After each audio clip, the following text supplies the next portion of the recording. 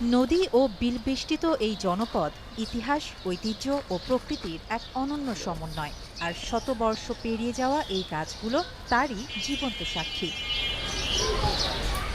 মোগল আমলের শেষে এবং জমিদারি আমলে সৌন্দর্য বৃদ্ধি ও ছায়াময় আবাস গড়ে তোলার জন্য রোপণ করা হয় অসংখ্য বৃক্ষ।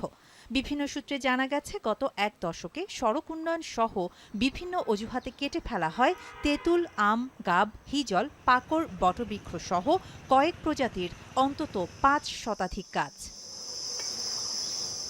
বিভিন্ন সময় ৫০ বছর বা তার বেশি বয়সী গাছের তালিকা তৈরির জন্য বিজ্ঞপ্তি প্রকাশ করা হলেও এ বিষয়ে উদাসীন নড়াইল বন বিভাগ।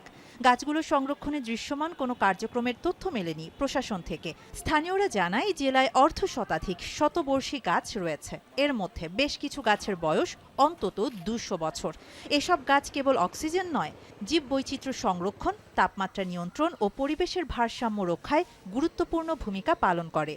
শতবর্ষী গাছগুলো কাটা হচ্ছে, যার জন্য পাখির যে অভয়ারণ্য বা পাখির যে খাবার এবং প্রকৃতির যে নিয়ন্ত্রণ, মানে তার যে নিয়ন্ত্রণহীন হয়ে যাচ্ছে প্রকৃতি।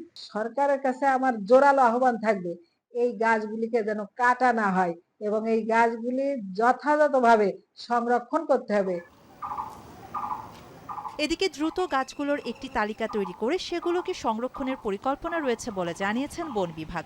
পশু পাখি এই বসবাস করে এবং অনেক সময় এই গাছকে কেন্দ্র করে বিভিন্ন মেলাও হয়ে থাকে। তো এই গাছগুলো রক্ষায় আমাদের অবশ্যই গুরুত্বপূর্ণ ভূমিকা পালন করতে হবে এবং বন বিভাগ এবং সরকার এবং স্থানীয় জনগণ সকলের সাথে মিলে আমরা এগুলো রক্ষায় অতি শীঘ্রই কাজ শুরু করব। পরিবেশ ও জীববৈচিত্র্য রক্ষায় শতবর্ষী গাছের গুরুত্ব অপরিসীম, কিন্তু পরিকল্পনার অভাব ও অবহেলায় হারিয়ে যাচ্ছে এসব প্রাকৃতিক ঐতিহ্য। শাহানা জাহান, এখন।